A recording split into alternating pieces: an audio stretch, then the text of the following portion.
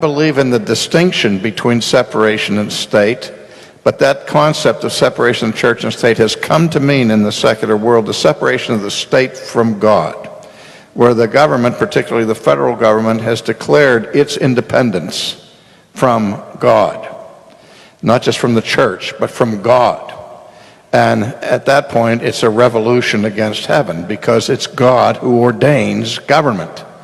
God institutes not only the church, but he also institutes civil government, whose principal task under God is to protect, maintain, and sustain the sanctity of human life, which our government does not.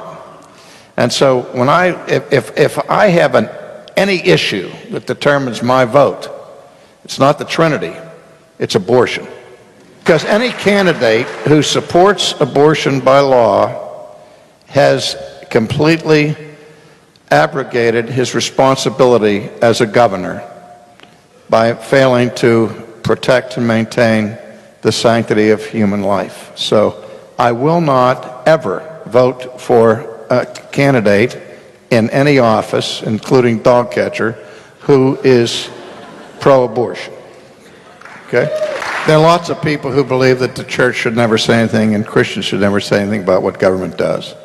But that ignores the whole history of redemption, all the way up to John the Baptist, where there was a distinction in the Old Testament between the priests and the kings and all of that, but the church historically has always been given the responsibility of what we call prophetic criticism.